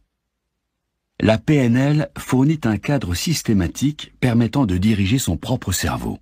Elle nous enseigne à contrôler non seulement nos états et nos comportements, mais aussi les états et les comportements des autres. En bref, c'est la science de la gestion optimale de l'esprit visant à produire les résultats que l'on désire. La PNL fournissait exactement ce que je recherchais. La clé permettant de comprendre par quel mystère certaines personnes réussissent à obtenir ce que j'ai appelé les résultats optimaux. Si un individu est capable de se réveiller le matin, vite, facilement, en se sentant plein d'énergie, c'est un résultat qu'il a produit lui-même. La question qui se pose alors est de savoir comment il y a réussi. Étant donné que les résultats sont toujours le produit d'actions, quelle action mentale ou physique engendre le processus neurophysiologique du réveil rapide et facile? Un des présupposés de la PNL est que nous avons tous le même système neurologique. Si donc quelqu'un dans le monde a réussi à faire une chose, vous devez pouvoir en faire autant, à condition d'utiliser votre système nerveux exactement de la même manière. Le processus qui consiste à découvrir exactement ce que font les autres pour obtenir un résultat particulier s'appelle l'imitation. Je le répète, ce qui est possible aux autres vous est possible. Il ne s'agit donc pas de savoir si vous réussirez à obtenir les mêmes résultats que les autres, mais de vous demander comment ils y sont parvenus. C'est une simple question de stratégie. Si vous connaissez quelqu'un qui est passé maître dans l'art d'épeler les mots, il existe un moyen de l'égaler en 4 ou 5 minutes, en vous modelant sur lui. Vous apprendrez cette technique au chapitre 7. Si quelqu'un que vous connaissez communique parfaitement avec ses enfants, vous pouvez en faire autant. Si quelqu'un se réveille facilement le matin, vous pouvez le faire aussi. Il vous suffit, dans chaque cas, de copier la façon dont les autres contrôlent leur système nerveux. Il est évident que certaines tâches sont plus compliquées que d'autres et demandent parfois plus de temps à intégrer, puis à reproduire.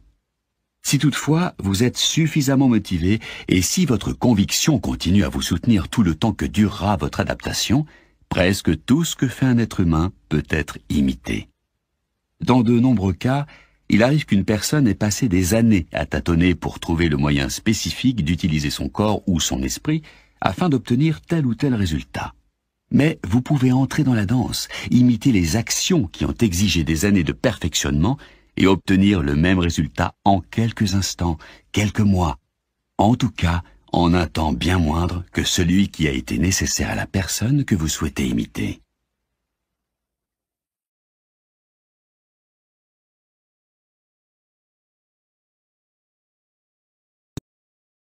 Les deux hommes qui sont à l'origine de la PNL s'appellent John Grinder et Richard Bandler.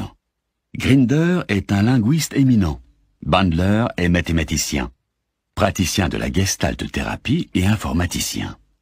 Tous deux ont décidé de mettre leurs talents en commun pour se consacrer à une tâche exceptionnelle. Établir des modèles à partir d'individus s'étant révélés les meilleurs dans leur spécialité. Ils se mirent donc à la recherche de personnes qui s'étaient montrées particulièrement efficaces pour opérer ce qu'à leur avis, tant d'êtres humains désirent, un changement. Ils observèrent des individus, hommes d'affaires, thérapeutes, etc., qui avaient réussi afin d'analyser les méthodes qu'ils avaient mises au point après des années de tâtonnement. Bandler et Grinder sont surtout connus pour l'élaboration d'un certain nombre de schémas efficaces d'intervention comportementale qu'ils ont codifiés en se basant sur les travaux du Dr Milton Erickson, un des plus grands hypnothérapeutes qui ait jamais existé, ainsi que sur ceux de Virginia Satir, extraordinaire thérapeute familiale, et de Gregory Bateson, anthropologue. Ils découvrirent par exemple comment Satir avait réussi à résoudre systématiquement des problèmes relationnels devant lesquels d'autres thérapeutes avaient échoué. Ils découvrirent les modèles d'action qu'elle utilisait pour produire certains effets. Puis ils enseignèrent ces modèles à leurs étudiants, qui furent aussitôt en mesure de les utiliser et d'obtenir des résultats de la même qualité, sans même avoir derrière eux les années de pratique de la célèbre thérapeute. Semant les mêmes graines, ils engrangeaient les mêmes récoltes. Tout en travaillant avec les schémas fondamentaux qu'ils avaient modelés sur les 3 mètres, Bandler et Grinder se mirent à créer leurs propres schémas et à les enseigner. L'ensemble de ces modèles forme ce que l'on appelle la programmation neurolinguistique. Ces deux génies ont toutefois fait beaucoup plus que nous fournir une série de modèles efficaces du changement. Ils nous ont offert une vision systématique des moyens permettant de reproduire toute forme d'accomplissement humain en un très court laps de temps. Leur réussite est légendaire. Néanmoins, bien que les outils fussent disponibles, beaucoup de gens se contentèrent d'étudier leur modèle de changement affectif ou comportemental, mais ne trouvèrent jamais en eux-mêmes suffisamment de ressources personnelles pour les utiliser de manière efficace et cohérente. Une fois encore, le savoir ne suffit pas, c'est l'action qui produit des résultats. J'ai lu tous les ouvrages que j'ai pu trouver sur la PNL, et bien peu étudie le processus de l'imitation. Or, pour moi, l'imitation est la voie royale de la réussite. Si, en effet, quelqu'un au monde obtient le résultat que je recherche, j'estime être en mesure de l'obtenir moi aussi, à condition, évidemment, d'y consacrer le temps et les efforts nécessaires. Et si vous désirez réussir, la seule chose que vous ayez à faire consiste à trouver le moyen d'imiter ceux qui ont réussi avant vous, c'est-à-dire à découvrir quelles actions ils ont entreprises, et en particulier, comment ils ont utilisé leur cerveau et leur corps pour obtenir les résultats que vous cherchez à reproduire. Si vous voulez devenir meilleur comme ami, comme parent, comme athlète, comme chef d'entreprise, tout ce que vous avez à faire, c'est de trouver des modèles. Ceux qui transforment le monde sont souvent des imitateurs professionnels, des gens qui ont maîtrisé l'art d'apprendre tout ce qu'ils veulent en s'inspirant de l'expérience des autres plus que de la leur. Ils disposent ainsi d'un moyen de gagner du temps. Si l'on examine la liste des best-sellers publiés par le New York Times, on note que la plupart des livres qui sont en tête de liste donnent des modèles à suivre pour se perfectionner dans un domaine particulier. Le dernier ouvrage de Peter Drucker s'intitule « Innovation et esprit d'entreprise ». Dans ce livre, Drucker esquisse les diverses actions à mener pour devenir un chef d'entreprise efficace et un innovateur. Il démontre très clairement que l'innovation est un processus spécifique et volontaire. Il n'y a rien de mystérieux ni de magique dans la fonction de chef d'entreprise. Ce n'est pas un caractère génétique. C'est une discipline qui s'apprend. Tout cela ne vous dit rien ? On considère pourtant Peter Drucker comme le créateur de la pratique moderne des affaires à cause de ses modèles. Chef d'entreprise en 1 minute. The One Minute Manager. En 1 minute. The One Minute Manager de Kenneth Blanchard et Spencer Johnson est un modèle en matière de communication et de gestion des relations humaines. Cet ouvrage se fonde sur les exemples de certains des chefs d'entreprise les plus brillants des États-Unis. La recherche de l'excellence, In Search of Excellence, de Thomas Peters et Robert Waterman Jr., est évidemment un livre sur les modèles d'entreprise remarquables. La main tendue, A Bridge Across Forever, de Richard Bach, donne un autre point de vue, un nouveau modèle d'examen des relations interpersonnelles. Et la liste continue ainsi. Ce livre-ci contient pour sa part une série de modèles de contrôle de votre esprit, de votre corps et de votre façon de communiquer avec les autres pour le plus grand profit de toutes les parties prenantes. Mon objectif n'est toutefois pas seulement de vous enseigner des modèles de réussite, mais d'aller plus loin en vous apprenant à créer vos propres modèles. Vous pouvez enseigner à un chien des modèles qui amélioreront son comportement. Vous pouvez faire la même chose avec des êtres humains, mais ce que je veux que vous appreniez, c'est un processus, un cadre, une discipline qui vous permette de reproduire des conduites remarquables dans n'importe quelle circonstance. Je veux vous enseigner certains des modèles les plus efficaces de PNL. En outre, je veux que vous deveniez plus qu'un simple spécialiste de la PNL, un imitateur, quelqu'un qui s'empare de tout accomplissement et qui le fait sien, qui soit constamment à la recherche des technologies de la performance optimale, sans jamais s'attacher à des systèmes ou des modèles définis, mais qui au contraire recherche systématiquement des moyens nouveaux et efficaces d'obtenir les résultats qu'il désire. Rappelez-vous que la PNL est fondée sur l'idée que tout le monde a le même système neurologique, donc les mêmes ressources, et que la réussite peut être reproduite. Si quelqu'un est capable d'une chose, vous en êtes capable, vous aussi. Car ceux qui réussissent laissent derrière eux des indices. Ils répètent encore et encore un certain type d'action. Si vous les observez attentivement, si vous posez des questions, vous finirez par découvrir quelles sont ces actions. Il y a quelque temps, je faisais de la plongée au large de l'île Maui et je portais de lourdes bouteilles d'oxygène. Pourtant, je dus remonter plus tôt que les autres plongeurs parce que je manquais d'air. J'ai demandé à notre guide comment il faisait pour rester sous l'eau si longtemps. Et il m'a expliqué qu'il faisait durer son air en se créant mentalement une cage thoracique moins volumineuse que la sienne, en se disant que son cœur battait lentement et régulièrement et en accomplissant une série d'autres exercices de contrôle de sa physiologie. J'ai donc essayé d'appliquer son système, et à la plongée suivante, je suis resté au fond 5 minutes de plus. J'ai eu moins besoin d'air parce que, en imitant les gestes physiques et mentaux de mon guide, j'ai obtenu les mêmes effets que lui.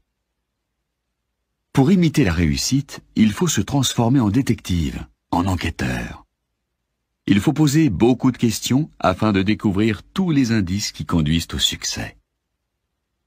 J'ai appris au meilleur tireur au pistolet de l'armée américaine comment améliorer son tir en découvrant les modèles exacts de réussite au pistolet. J'ai assimilé les talents d'un maître de karaté en observant ce qu'il pensait et ce qu'il faisait. J'ai aidé des athlètes professionnels et des athlètes olympiques à améliorer leurs performances. Et j'y suis parvenu en trouvant le moyen de copier précisément ce que faisaient ces hommes quand ils obtenaient leurs meilleurs résultats, puis en leur montrant comment déclencher ces performances à la demande. Bâtir à partir des réussites des autres est un des aspects fondamentaux de la plupart des apprentissages. Dans le monde des techniques, toute conception nouvelle d'une machine ou d'un ordinateur dérive de découvertes et de percées antérieures. Dans le monde des affaires, une société qui ne tire pas les leçons du passé est condamnée. Mais le monde du comportement humain est un des rares qui continue à opérer à partir de théories démodées. Beaucoup d'entre nous appliquent encore des modèles de fonctionnement du cerveau et de comportement qui datent du XIXe siècle. Nous collons l'étiquette « dépression » sur certains de nos états et nous nous sentons déprimés. À vrai dire, ces termes sont des prophéties dont la réalisation est quasi garantie. Or, ce livre enseigne une technique qui est directement disponible, une technique qui permet d'obtenir la qualité de vie que vous désirez. Et pourtant, c'est une méthode dont la plupart des gens n'ont jamais entendu parler. Bandler et Grinder ont découvert qu'il existe 3 mécanismes fondamentaux qui permettent de reproduire n'importe quelle forme de réussite humaine. Il s'agit en fait de 3 types d'actions physiques et mentales qui correspondent précisément à la qualité des résultats que nous obtenons. Imaginez-les sous la forme de 3 portes ouvrant sur une salle de banquet somptueuse. La première porte représente le système de croyance de l'individu en question.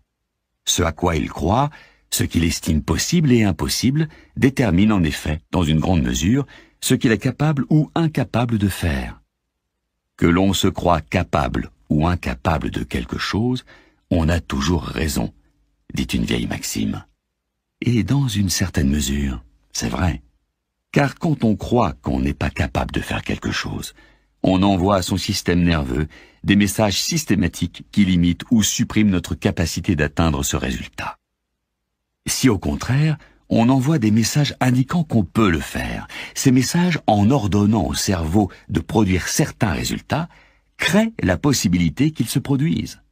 Si par conséquent, vous réussissez à imiter l'ensemble des convictions d'un individu, vous avez franchi le premier pas vers l'imitation de son action et la production de résultats identiques. Nous examinerons plus en détail les systèmes de croyance au chapitre 4. La deuxième porte représente la syntaxe mentale de l'individu. Il s'agit de la manière dont il organise sa pensée. La syntaxe est comme un code. Un numéro de téléphone est composé de 8 chiffres, mais vous devez les composer dans le bon ordre pour obtenir votre correspondant. Il en va de même lorsque vous désirez atteindre la partie de votre système nerveux qui vous aidera le plus efficacement à obtenir le résultat voulu. Même chose pour la communication. Souvent, les gens ne communiquent pas bien parce qu'ils utilisent des syntaxes mentales, des codes différents. Décryptez les codes et vous aurez franchi la deuxième porte qui conduit vers l'imitation de ce qu'il y a de meilleur chez les autres. Nous étudierons la question de la syntaxe au chapitre 7. La troisième porte est la physiologie. Le corps et l'esprit sont entièrement liés. Votre façon de respirer, de vous tenir, votre posture, votre expression, la nature et la qualité de vos mouvements déterminent l'état dans lequel vous êtes. De même, cet état détermine le nombre et la qualité des comportements que vous êtes en mesure d'adopter. Nous parlerons de physiologie au chapitre 9. En fait, nous passons notre temps à imiter. Comment l'enfant apprend-il à parler? Comment un jeune athlète apprend-il avec un ancien? Comment un homme d'affaires en herbe apprend-il à structurer son entreprise? Voici justement un exemple d'imitation emprunté au monde des affaires. Il existe un moyen par lequel beaucoup de gens gagnent de l'argent et que j'appelle le décalage. Nous vivons dans une civilisation qui est suffisamment uniforme pour que ce qui fonctionne quelque part fonctionne aussi ailleurs. Si quelqu'un a réussi en montant un magasin de petits gâteaux au chocolat dans une galerie marchande de Détroit, il y a de fortes chances pour que la même affaire marche aussi dans une galerie marchande de Dallas. Pour gagner beaucoup d'argent, vous n'avez même pas besoin d'être particulièrement intelligent. Beaucoup de gens se contentent de trouver une affaire qui marche et de monter la même ailleurs avant que le temps de décalage ne soit écoulé. La seule chose à faire consiste à adopter une solution qui a fait ses preuves et à la reproduire, ou mieux encore, à l'améliorer. Pour ceux qui agissent ainsi, le succès est presque garanti. Les meilleurs imitateurs du monde sont les Japonais. Comment s'explique le miracle de l'économie japonaise? Par de brillantes innovations? Parfois. Si toutefois vous étudiez l'histoire de l'industrie japonaise des 20 dernières années, vous découvrirez que rares sont les grands produits qui ont vu le jour au Japon. Les Japonais se contentent souvent de reprendre des produits ou des idées nées aux États-Unis ou en Europe, qu'il s'agisse de voitures ou de semi-conducteurs, d'en conserver le meilleur et d'améliorer le reste. Anand Mohammad Khashoggi passe pour l'homme le plus riche du monde. Comment en est-il arrivé là? C'est simple. Il a imité les Rockefeller, les Morgan et autres détenteurs de grandes fortunes. Il a lu tout ce qui existait sur eux, étudié leurs idées, copié leurs stratégies, et fini par leur ressembler. Comment W. Mitchell a-t-il réussi non seulement à survivre, mais à prospérer après avoir subi la pire catastrophe qu'un homme puisse imaginer? Quand il était à l'hôpital, des amis lui ont lu des histoires racontant comment d'autres que lui avaient surmonté d'immenses difficultés. Il disposait ainsi d'un modèle positif et sut donner à ce modèle plus de force que toutes les expériences négatives qu'il était en train de vivre. Encore une fois, la différence entre ceux qui réussissent et ceux qui échouent ne réside pas dans ce qu'ils possèdent, mais dans ce qu'ils choisissent de voir et de faire à partir de ce que la vie leur offre. Grâce à ce procédé de l'imitation, j'ai commencé à obtenir immédiatement des résultats, pour moi et pour les autres. J'ai continué à rechercher des modèles de pensée et de comportement permettant de produire des effets remarquables en peu de temps. J'ai intitulé ces modèles combinés des techniques de performance optimale. Elles constituent le corps de ce livre. Mais je voudrais préciser une chose. Mon objectif n'est pas seulement de vous permettre de les maîtriser, mais de créer vos modèles personnels. John Grinder m'a appris à ne jamais trop croire à un système, car il existe toujours un cas où le système ne s'applique pas. La PNL est un outil puissant, mais ce n'est rien de plus. C'est un outil qui doit vous permettre de mettre au point vos propres techniques. Il n'existe pas de stratégie unique qui fonctionne dans tous les cas. L'imitation n'est certes pas une nouveauté. Tous les grands inventeurs ont imité les découvertes de leurs prédécesseurs pour aboutir finalement à quelque chose de nouveau. Tous les enfants imitent le monde qui les entoure. Le malheur, c'est que la plupart d'entre nous imitent de façon totalement aléatoire, sans modèle précis. Nous grappillons au hasard chez l'un et l'autre et laissons passer un trait extrêmement important chez une troisième personne. Nous imitons un peu de bon ici et un peu de mauvais là. Nous essayons d'imiter quelqu'un que nous respectons, mais nous nous apercevons que nous ne savons pas vraiment comment reproduire ce qu'il fait. La chance arrive quand on s'est préparé à saisir l'occasion. Ce livre doit être pour vous un guide de l'imitation consciente et précise. Mon expérience de l'imitation de la réussite m'a appris que les conduites que nous considérons parfois comme l'apanage d'intelligence supérieure sont en fait à la portée de tous ceux qui savent imiter efficacement. Si vous regardez autour de vous, vous constaterez que les individus qui dominent notre civilisation sont ceux qui sont passés maîtres dans l'art d'imiter. C'est ce que font les fabricants d'images de la publicité ou de la politique.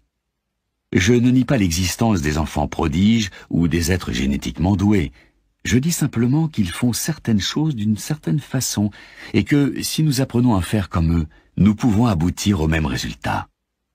Le moyen d'y parvenir consiste à comparer à la leur la façon dont vous utilisez votre esprit et votre corps. C'est là que vous découvrirez ce détail qui change tout.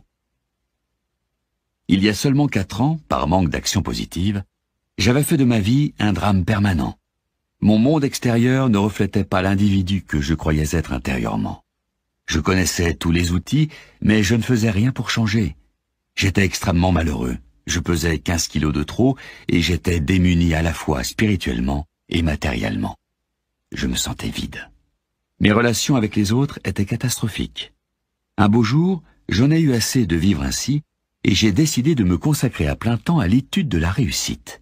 Qui plus est, j'ai décidé d'utiliser ce que j'avais appris et d'agir sur ce savoir. J'ai donc commencé à examiner les différences entre les gens qui se sentaient tout le temps heureux et moi. Au lieu d'aboutir à la conclusion habituelle selon laquelle les gens heureux étaient ceux qui avaient une meilleure conduite que la mienne, je leur ai posé des questions précises pour tenter de déterminer exactement ce qu'ils faisaient de leur corps et de leur esprit pour être toujours si heureux. J'ai découvert qu'ils géraient leurs impressions d'une façon différente de la mienne. J'ai adopté leur stratégie et, soudain, les plus petites choses m'ont rendu heureux. Grâce à leur manière de voir, j'ai appris à apprécier la vie. Commencez donc à penser en imitateur, à être sans arrêt à l'affût des modèles et des types d'actions qui produisent des résultats remarquables. Si quelqu'un accomplit une prouesse, la première question qui doit vous venir à l'esprit, c'est « Comment s'y est-il pris ?» Je voudrais que vous traquiez la réussite, que vous guettiez la magie que recèle tout ce que vous voyez et que vous découvriez ce qui l'a produit afin de réussir à produire les mêmes résultats quand vous le désirez. Nous allons maintenant examiner ce qui détermine nos réactions aux différentes situations de la vie.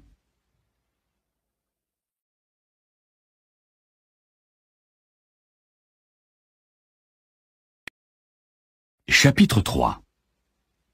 Savoir se mettre dans un état donné.